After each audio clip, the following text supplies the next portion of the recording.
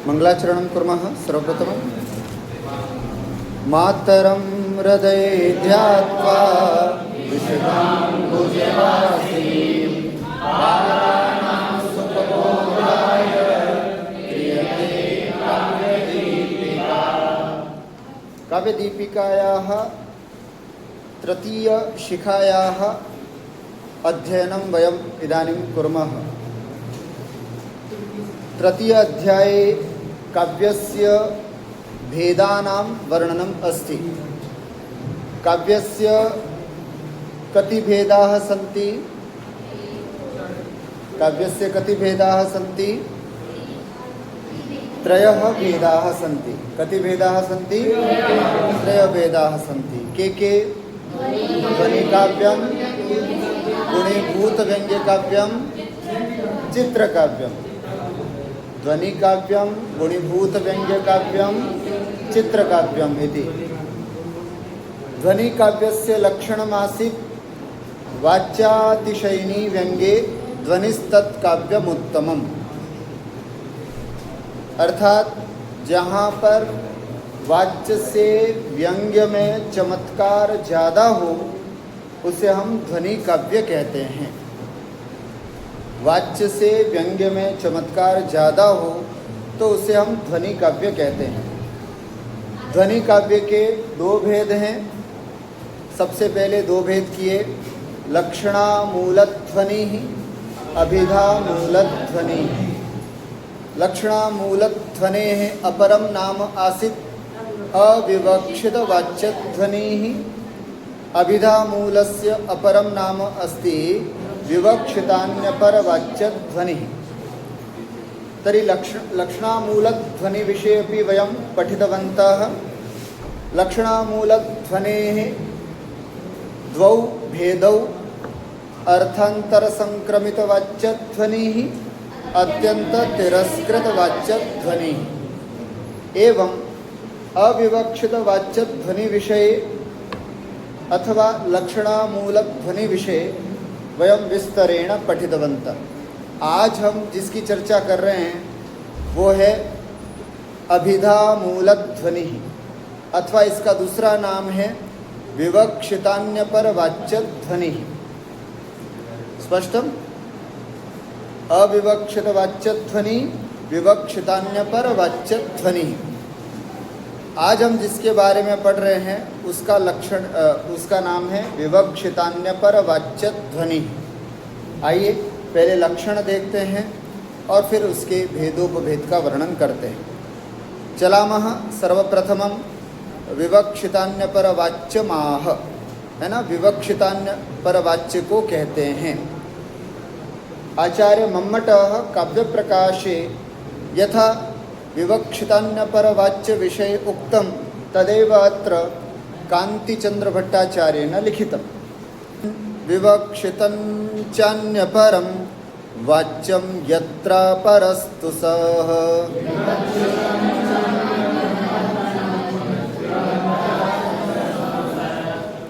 यत्र वाच्यं विवक्षितं, जहाँ पर वाच्य विवक्षित है। विवक्षितम नाम प्रकाशित स्वरूपम सत। प्रकाशित स्वरूपम, अपने स्वरूप को प्रकाशित करता हुआ। अन्यपरम, अन्यपरम इत्यस्य अर्थः व्यङ्ग्यनिष्ठम, है ना। अन्यपरम इत्युक्ते व्यङ्ग्यनिष्ठम। सः अपरः नाम सः विवक्षितान्यपरवाच्योध्वनिः इति। विवक्षितं च अन्यपरम, जहाँ वाच्य विवक्षित है और अन्यपर है। दो बातें आपको समझनी है इसमें। वाच्य कैसा है? विवक्षित है, और दूसरा अन्यपर है। विवक्षित का मतलब कि जैसा उसका अर्थ है वो अर्थ भी हमें ग्रहण करना है, लेकिन वो अर्थ कैसा है? अन्यपर है। अन्यपर का मतलब है व्यंग्य को इंगित करने वाला है। व्यंग्य परम, वाच्य अपने अर्थ को ही प्रकाशित करने वाला नहीं है, बल्कि उसमें निहित व्यंग्य को भी प्रकाशित करने वाला है। अविवक्षित में क्या था, अपने अर्थ को नहीं कहने वाला था, लेकिन यहाँ पर अपने अर्थ को कहने वाला है। प्रकाशित स्वरूपम अपने अर्थ को भी कह रहा है और अन्य परम अर्थात व्यंग्यनिष्ठ है। ऐसा जो वाच्य होता है ना, उसे हम विवक्षितान्य पर वाच्य कहते हैं। ठीक हुआ, विवक्षितान्य पर वाच्य। पुनः एक बार पश्यन्तु, अत्र वृत्तौ लिखितं यत्र वाच्यं विवक्षितं सत्, विवक्षितं नाम प्रकाशित स्वरूपम सत्, अपने स्वरूप को प्रकाशित करते हुए, अन्य परम नाम व्यंग्यनिष्ठम अर्थात व्यंग्यनिष्ठ है, व्यंग्य को बताने वाला हो, वाच्य व्यंग्य को बताने वाला हो, ऐसा जब वाच्य होता है तो सो अपरः नाम विवक्षितान्य पर वाच्य ध्वनि ही, उसे ही हम विवक्षितान्य पर वाच्य ध्वनि कहते हैं। अत्र ही वाच्योर्थः स्वरूपं प्रकाशयन्नेव व्यंग्यार्थस्य प्रकाशकः। एकदम स्पष्ट लिखा और बहुत सरल भाषा में लिखा। क्या लिखा? अत्र ही वाच्योर्थः, यहाँ पर वाच्यार्थ जो होता है वो स्वरूपम प्रकाशयन्नेव अपने स्वरूप को प्रकाशित करता हुआ ही व्यंग्यार्थस्य प्रकाशकः, व्यंग्यार्थ को प्रकाशित करता है। जैसे दीपक होता है, दीपक अपने आप को प्रकाशित करता है और अंधेरे में रखी हुई वस्तु को भी प्रकाशित करता है। उसी तरह विवक्षितान्य पर वाच्य होता है, यहाँ वाच्य अपने अर्थ को प्रकाशित करता है और साथ में व्यंग्य अर्थ को भी प्रकाशित करता है ना। अतएव देखो लिखा है, यथा प्रदीपो घटस्य, जैसे घट का प्रकाशक कौन होता है? प्रदीप। प्रदीप का मतलब क्या होता है? दीपक। जैसे दीपक अपने आप को प्रकाशित भी करता है और अंधेरे में रखी हुई वस्तु को भी प्रकाशित करता है, उसी प्रकार विवक्षितान्य पर वाच्य होता है जो अपने वाच्य को भी प्रकाशित करता है और व्यंग्य को भी प्रकाशित करता है। ऐसा विवक्षितान्य पर वाच्य होता है। तद विभागः, अब उसका हम विभाग करते हैं। विवक्षितान्य पर वाच्य अथवा अभिधा मूलक ध्वनि के भाग करते हैं, भेद करते हैं। कति भेदाः कहते हैं द्विविध, दो प्रकार का होता है। कौन कौन से वो दो प्रकार हैं? तो कह रहे हैं असंलक्ष्य क्रम व्यंग्यः संलक्ष्य क्रम व्यंग्यश्च, दो प्रकार के। एक बार हम इसका उच्चारण करते, बोलो। असंलक्ष्य क्रम व्यंग्यः संलक्ष्य क्रम व्यंग्यः यदाह स एव, जैसा कि इसी बात को स एव अर्थात आचार्य मम्मट ही काव्य प्रकाश में कहते हैं। क्या कहते हैं? कोप्य लक्ष्य क्रम व्यंग्यो लक्ष्य व्यंग्य क्रम पर,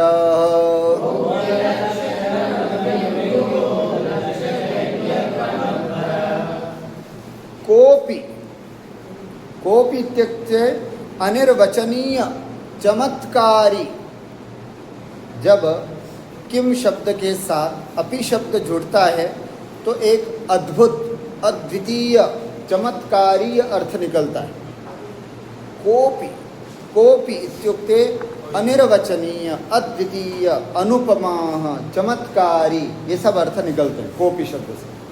कोप्य लक्ष्य क्रम व्यंग्य लक्ष्य व्यंग्य क्रम परः इत्युक्ते कोपि परः, परः माने द्वितीय।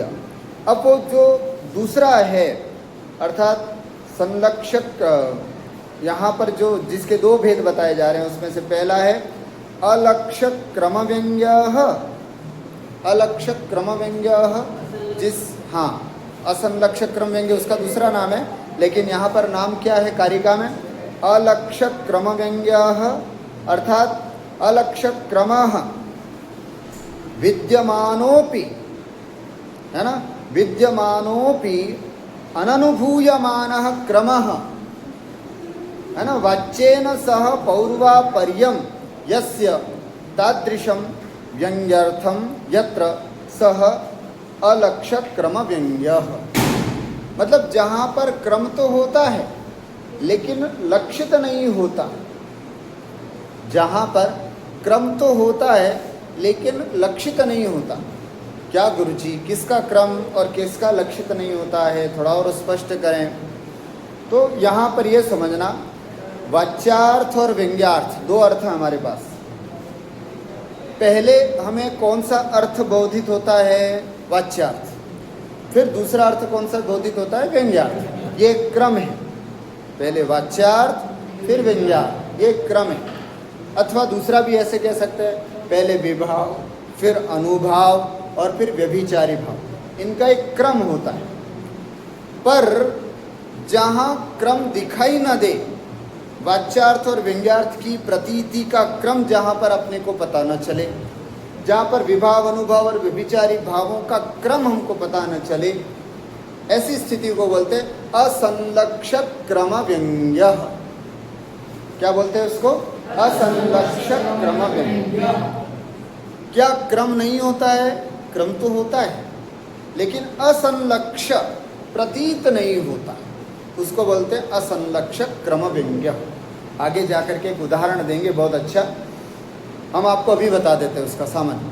असंलक्षक क्रम व्यंग्य का मतलब क्या और संलक्षक क्रम व्यंग्य का मतलब क्या। असंलक्षक क्रम व्यंग्य का मतलब होता है जहाँ वाच्यार्थ और व्यंग्यार्थ में प्रतीति इतनी झटिति होती है कि दर्शक को, पाठक को उसका ज्ञान नहीं हो पाता, इसलिए इसको बोलते हैं असंलक्षक क्रम व्यंग्य।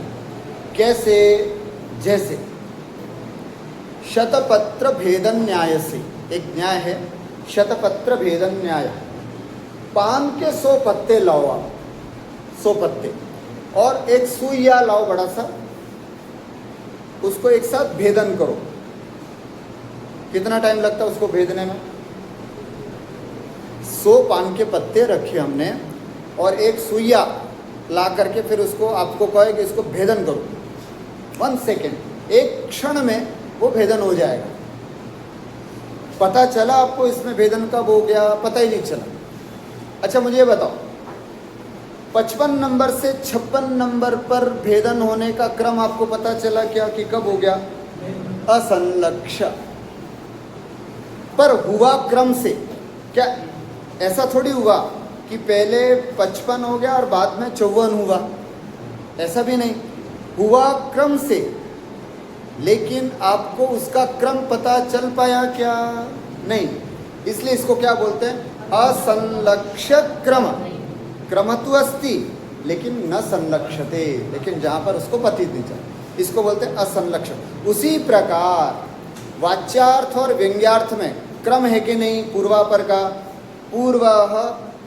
पूर्वं वाच्यार्थस्य प्रतीति भवति अनंतरम व्यंग्यार्थस्य प्रतीति भवति इति अस्माकं क्रमः अस्ति। पहले 52वें नंबर पर सुई गया, फिर 53 नंबर पे ही गया होगा, क्रम तो है, लेकिन इतना झटित ही हुआ कि वो क्रम संलक्षित नहीं हुआ, इसलिए इसको क्या बोलते हैं, असंलक्षक क्रम व्यंग्य।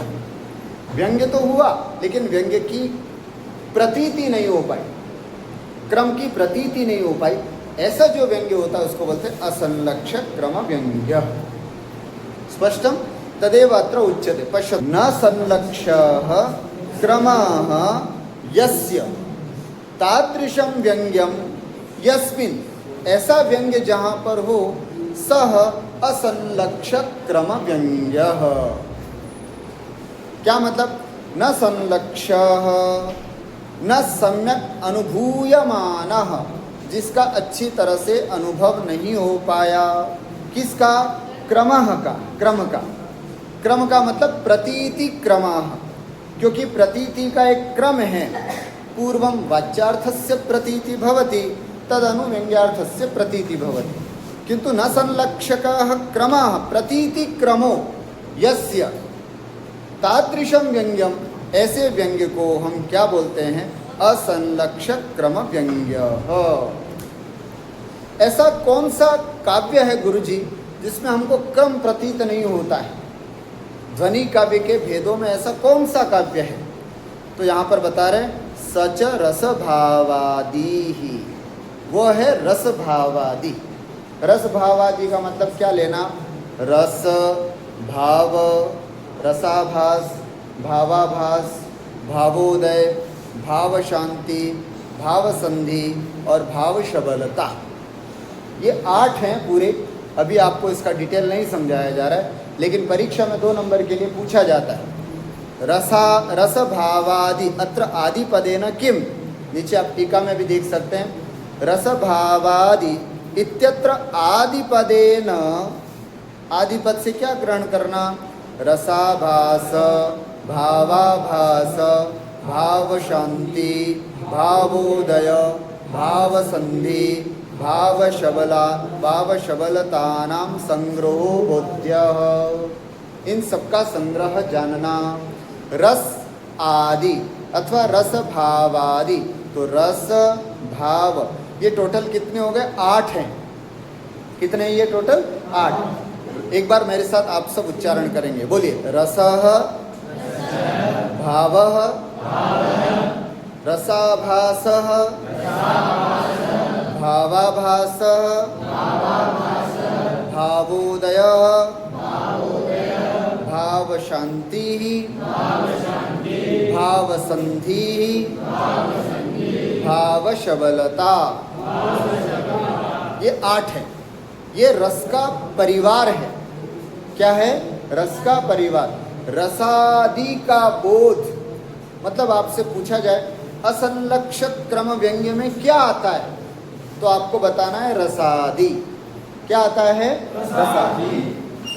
गुरुजी इसमें आदि पद से क्या लेना, तो आपको ये पूरे 8 गिनाने पड़ेंगे। रस, भाव, रसाभास, भावाभास, भावोदय, भाव शांति, भाव संधि, भाव शबलता इत्यादि, इन सब का ग्रहण होता है। ठीक हुआ? तो सच रस भावादि अर्थात वह रस भाव आदि यहाँ पर असंलक्षक क्रम व्यंग्य के अंतर्गत आते हैं।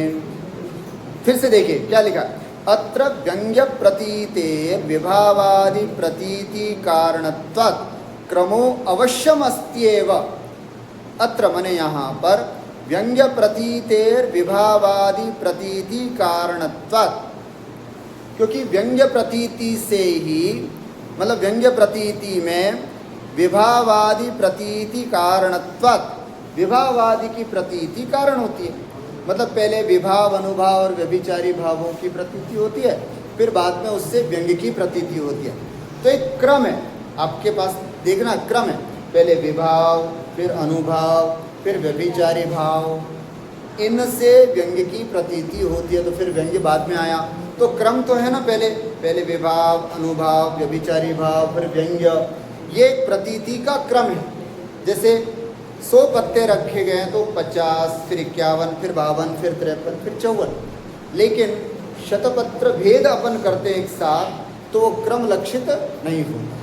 वही यहाँ पर बता रहे हैं। अत्र व्यंग्य प्रतीते विभावादि प्रतीति कारणत्वात् क्रमो अवश्यमस्त्येव, क्रम अवश्य है इसके अंदर, किंतु उत्पल पत्र शतव्यतिभेद वत लाघवात न संलक्षते।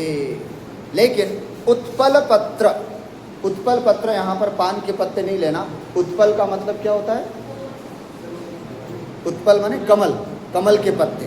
उत्पल आपने पढ़ा होगा ना, नीलोत्पलम, नीलम च उत्पलम च इति नीलोत्पलम, नील कमल। तो उत्पलम नाम कमल। तो कमल के पत्ते बड़े सॉफ्ट होते हैं। एक साथ 100 कमल के पत्ते रख दें और फिर व्यति, इसमें लिखा ना उत्पल पत्र शत, 100 कमल के पत्तों को रख दे, फिर व्यतिभेदवत उनको व्यतिभेद करें, उनको सूची से एक साथ भेदन करें, तो लाघवा इतनी लघुता से, इतनी जटिलता से वो कार्य हो जाता है। न संलक्षते, उसका क्रम जो है, क्रम तो होता है किंतु क्रम संलक्षित नहीं होता। उसी प्रकार हमें व्यंग्य की प्रतीति जब हम करते हैं, रसानुभूति हम जब करते हैं, तो विभाव, अनुभाव, व्यभिचारी भाव और फिर रस की प्रतीति होती है, अथवा पहले वाच्यार्थ फिर व्यंग्यार्थ की प्रतीति होती है। ये क्रम है, लेकिन इतनी जल्दी इसकी अनुभूति होती है कि हमें क्रम का पता नहीं चलता। फॉर एग्जाम्पल, जैसे हम अभिज्ञान शाकुंतलम का मंचन देख रहे हैं, राजा दुष्यंत और शकुंतला में दोनों में प्रेम का प्रसंग चल रहा है, दूसरा और तीसरा अंक का प्रसंग चल रहा है। अब राजा दुष्यंत के लिए आलंबन विभाव कौन है? शकुंतला।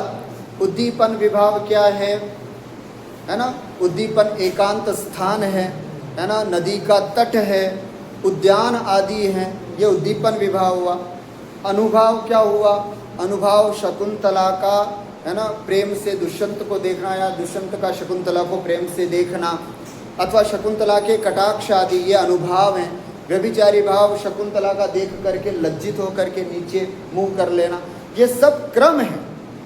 और फिर उसके बाद सरदेयों को, बैठे हुए सरदेयों को एक रस की अनुभूति होती, ये सब क्रम है। लेकिन गुरुजी जब नाटक देखते तो पता नहीं चलता कि ये क्रम कहाँ हो गया। हम इतने डूब जाते हैं कि कौन सी शकुंतला और क्या दुष्यंत, किसने क्या देखा ना, कुछ पता नहीं चलता। हम केवल रस की अनुभूति करते। तो क्या इसमें क्रम नहीं था? क्रम तो था। पहले विभाव शकुंतला, फिर अनुभाव, उसके एक्शंस, फिर व्यभिचारी भाव, सहकारी कारण, ये सब क्रम था। लेकिन ये सब इतना जल्दी से होता है रस आदि की प्रतीति में कि दर्शकों को, पाठकों को इसकी प्रतीति पता नहीं चलती। इसलिए इस व्यंग्य को हमने क्या बोला? असंलक्षक क्रम व्यंग्य।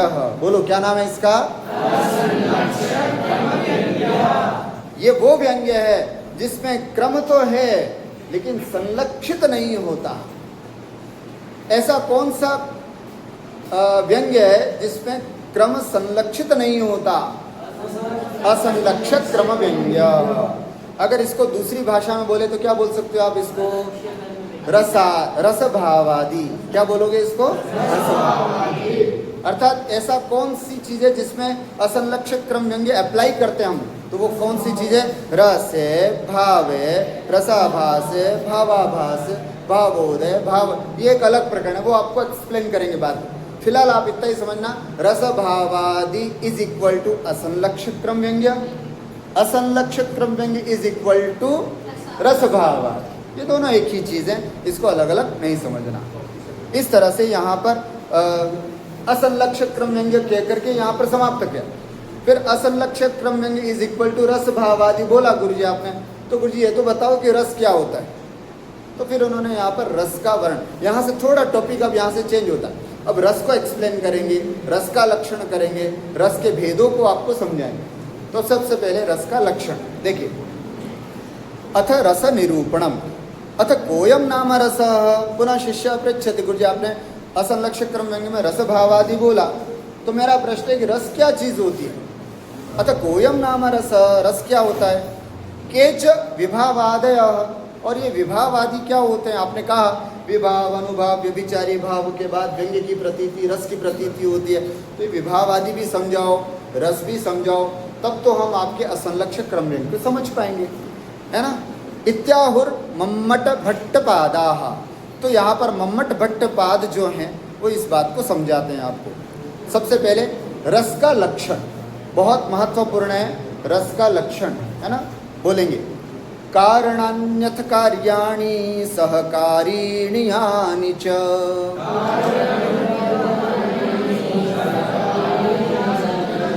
रत्यादिः स्थायिनो लोके तानि चन्नाट्य काव्ययोः।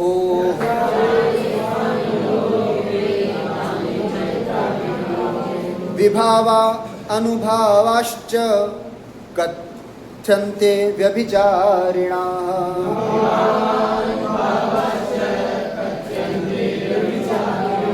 व्यक्तः सतैर्विभावाद्यै स्थायी भावो रसस्मृतः।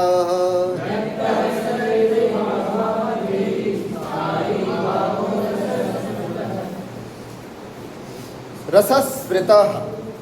अब अच्छे से समझना क्या कह रहे हैं यहाँ पर, एक एक अर्थ शब्द का। कारणानि अथ कार्याणि सहकारीणि यानि च रत्यादेः स्थायिनो लोके तानि च नाट्य काव्ययोः।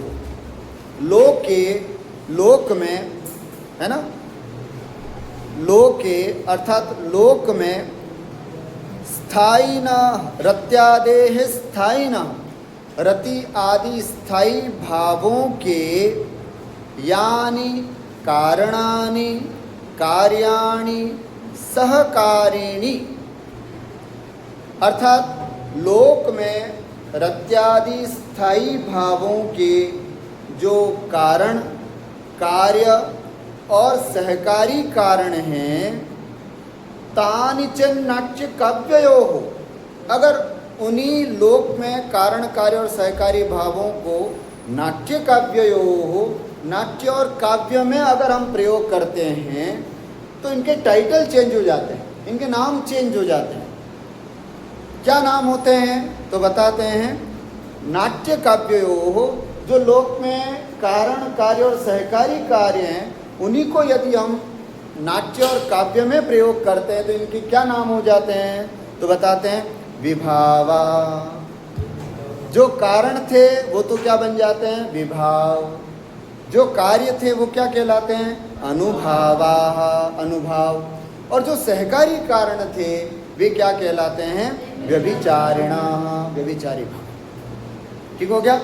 लोक में कारण, कार्य और सहकारी कारण, उन्हीं को जब हम नाटक में अथवा काव्य में प्रयोग करते तो क्या कहलाते हैं ये विभाव, अनुभाव और व्यभिचारी भाव।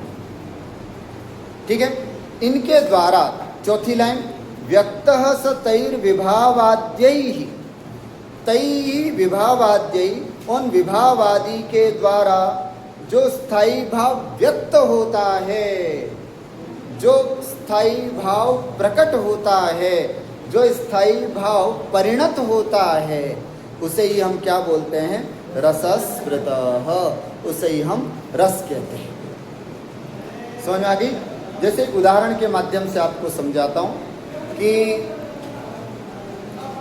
दूध आपने देखा होगा, है ना, दूध होता है, दूध में अगर हम जामन डाल देते हैं तो वो दूध क्या बन जाता है दही बन जाता है, दूध दही बन जाता है। उसी प्रकार है ना, विभाव स्थायी भाव, दूध की तरह हमारे क्या समझना है स्थायी भाव, दूध की तरह क्या है स्थायी भाव। अब इसमें जैसे विभाव, अनुभाव और व्यभिचारी भाव है, वैसे ही यहाँ पर जामन है, तो दूध में जामन मिलाने से दही बन जाता है। स्थायी भाव में विभाव, अनुभाव और व्यभिचारी भाव मिलते हैं तो वो क्या बन जाता है स्थायी भाव रस बन जाता है। जैसे दूध में जामन मिलाने से दूध क्या बन जाता है दही बन जाता।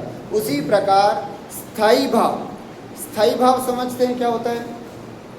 स्थायी भाव का मतलब होता है हमारी आत्मा में जो वासना, जो संस्कार हैं, उसको बोलते हैं स्थायी भाव। हम सब में शोक है, रति है, हास्य है ना, उत्साह है, सब कुछ है। अब जैसे ही हमको कोई निमित्त मिलता है वैसे ही रस की अनुभूति हो जाती है।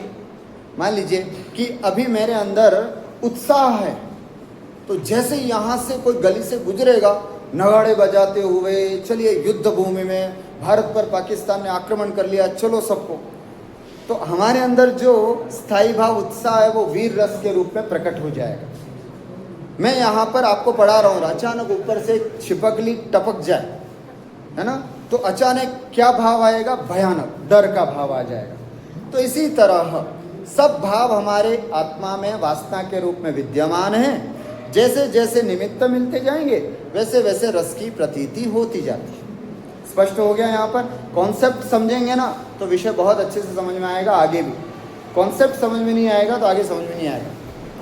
स्थायी भाव हमारी आत्मा में विद्यमान संस्कार, ठीक है। विभाव, अनुभाव और व्यभिचारी भाव क्या हुआ, लोक में जिसको हम कारण कहते हैं वो विभाव, लोक में जिसको हम कार्य कहते हैं यहाँ पर उसको अनुभाव, लोक में जिसको हम सहकारी कारण कहते हैं नाट्य और काव्य की भाषा में उसको हम क्या कहेंगे व्यभिचारी।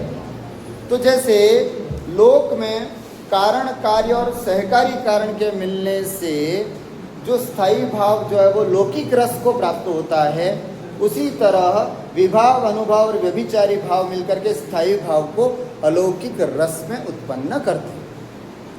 एक तरफ लोक, एक तरफ नाट्य और काव्य, दोनों को समझना।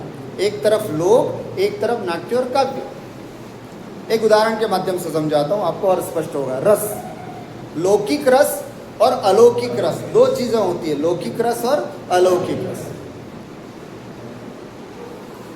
सीता का परित्याग कर देने के बाद रामचंद्र जी को जब जंगल में जाते हैं, वन में जाते हैं, तब सीता को ढूंढते हैं और इतना रोते हैं, इतना विलाप करते हैं, यहाँ तक कि पेड़ पौधों से पूछते हैं कि मेरी सीता कहीं देखी क्या आपने, पत्थरों से पूछ करके रोते हैं।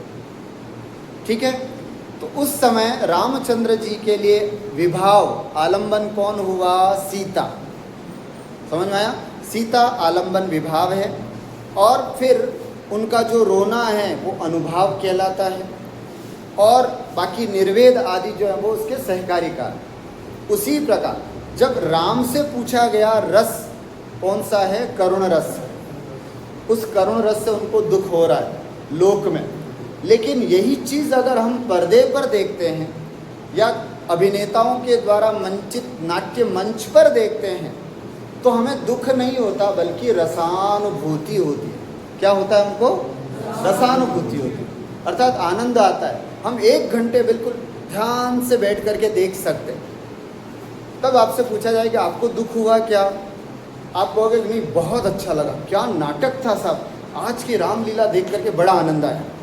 हर दर्शक यही कहता हुआ निकलता है कि साहब बहुत सुंदर था, आज की रामायण देखी, आज का रामलीला देखा, बड़ा आनंद आया। आनंद आया ऐसे ही बोले, कभी भी कोई रोता हुआ नहीं निकलता कि यार सीता जी चली गई, मज़ा नहीं आया, बहुत दुख हुआ हमको। तो ऐसा कोई दुख ही नहीं होता। इसका मतलब रस 2 प्रकार के होते हैं, लौकिक रस और अलौकिक रस। राम को दुख हुआ था, नो डाउट, लेकिन राम के अभिनय को करने वाले रामलाल ने जब स्टेज पर दिखाया तो हमको दुख हुआ क्या? नहीं, हमको रस की अनुभूति हुई। बस यहाँ रस किसे कहते हैं वो आपको समझना है। विभाव, लोक में तो कारण कार्य और सहकारी कारण से स्थायी भाव रस रूपता को प्राप्त हुआ, राम को दुख हुआ करुण रस को प्राप्त कर। लेकिन हमने मंच पर या नाटक में या काव्य में जब इसको देखा तो जो कारण था उसका नाम दे दिया हमने क्या? विभाव। जो कार्य था उसका नाम दे दिया हमने अनुभाव। जो सहकारी कारण था उसका नाम दे दिया हमने व्यभिचारी भाव। विभाव, अनुभाव और व्यभिचारी भावों से वो जो रस का स्थायी भाव, हमारी आत्मा में जो स्थायी भाव है वो प्रकट हुआ, और उसका नाम क्या पड़ा हमने? रस व्यक्त। रस व्यक्त हुआ, उसका नाम करुण रस या श्रृंगार रस हमने उसका नाम रखा। ठीक वैसे ही जैसे दूध दही के रूप में व्यक्त हुआ, वही बात यहाँ पर बताई गई है ना। देखो क्या लिखा, रत्यादेर इत्यादि इत्यादि पदेन। यहाँ रति आदि में आदि पद से क्या लेना? हासोत्सादयो गृह्यन्ते। स्थायी भाव कितने होते हैं? जितने रस हैं उतने स्थायी भाव हैं। जैसे श्रृंगार रस का स्थायी भाव क्या है? रति। हास्य रस का स्थायी भाव क्या है? हास। वीर रस का स्थायी भाव क्या है? उत्साह। करुण रस का स्थायी भाव क्या है? शोक, है ना। और रौद्र रस का स्थायी भाव क्या है? रौद्र रस का स्थायी भाव क्या है?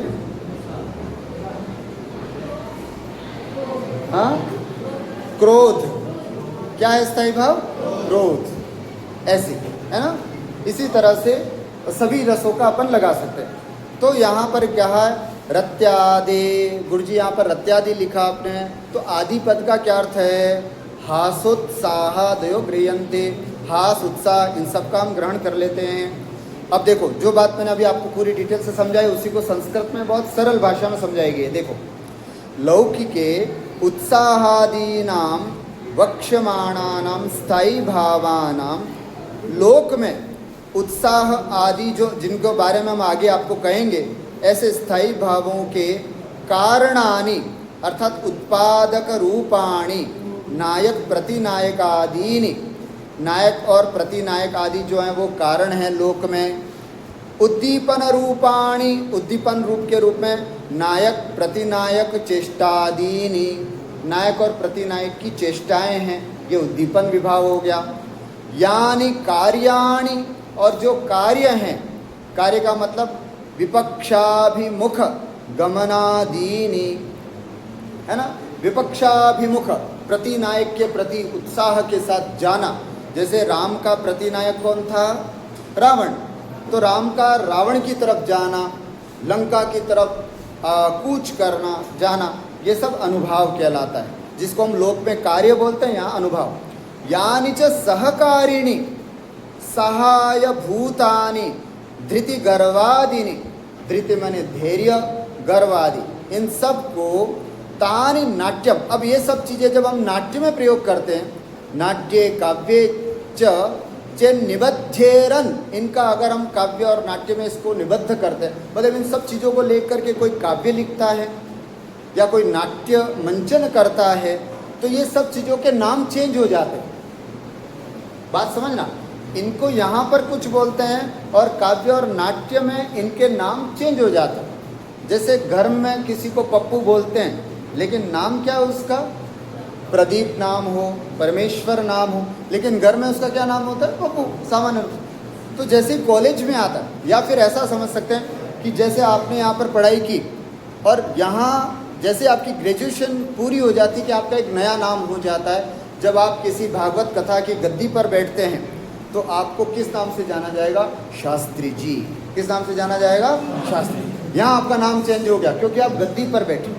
इसी तरह लोक में जो कारण कार्य और व्यभिचारी सहकारी कारण है, जैसे रसानुभूति की बात आएगी तो इनके नाम चेंज हो जाएंगे। कारण बिकम्स विभाव, कार्य बिकम्स अनुभाव और सहकारी बिकम्स व्यभिचारी। अब देखो यही चीज लिखा है यहाँ पर कि क्रमेण, है ना, तानि नाट्ये काव्ये च निबद्धेरन, उन्हीं कारण कार्य और सहकारी कारण को काव्य और नाटक में निबद्ध करते हैं या उसमें उतारते हैं, तो क्रमेण इनके नाम क्या हो जाते हैं? क्या किस नाम से कहे जाते हैं? विभावाः अनुभावाः व्यभिचारिणश्च कथ्यन्ते। हम इस नाम से इनको कहते हैं। और तैर विभावादिभिर व्यक्तः, ऐसे फिर उन विभाव, अनुभाव और व्यभिचारी भावों से जो व्यक्त होता है, स्फुटीकृतः परिणतः, जो परिणत होता है, विलक्षण प्रतीति विषयीकृतः इति याव, एक विलक्षण विषय की प्रतीति कराने वाला जो स्थायी भाव होता है, बस उसे ही हम क्या कहते हैं? रसः कथितः, उसे ही हम रस के नाम से जानते हैं। ठीक है, एक छोटा सा मानचित्र आप अपने दिमाग में तैयार करें। स्थायी भाव यहाँ पर हमारी आत्मा में, फिर विभाव, अनुभाव और व्यभिचारी भावों को यहाँ रखें साइड में। जैसे विभाव, अनुभाव और व्यभिचारी भाव मिलते हैं तो धीरे धीरे हमारे आत्मा में जो स्थायी भाव था वो उद्भूत होता है और एक अच्छी फीलिंग कराता है। वो फीलिंग ही रस है, बस उसी को रस कहते हैं। जैसे आप क्रिकेट मैच देख रहे हो, आपके अंदर उत्साह, स्थायी भाव है, और जैसे ही, है ना, सिक्स मारा तो आपको एक मतलब आपके अंदर वीरता जग गई और आप उछल गए, सीट से उछल गए। तो ये कैसे उछलना हुआ? एक आपको रस की अनुभूति हुई। फुटबॉल का मैच देख रहे हो, अचानक आपका पैर ऐसे उठ जाता है ना। मूवी देख रहे हो, रो तो रहा है अंदर, लेकिन बाहर बैठे बैठे आप भी आंख में से आंसू पोंछने लग गए। ये क्या हुआ? आपको रसानुभूति हुई, इस कारण से आपको रसानुभूति हुई, इस कारण से ये चीज़ें होती। जब व्यक्ति रस में डूब जाता है तो उसको टाइम का पता नहीं चलता, लोगों को पता नहीं चलता, ऐसी रस की अनुभूति होती है। और ये कैसे होती है? हमारे अंदर वासना के रूप में सब स्थायी भाव हैं।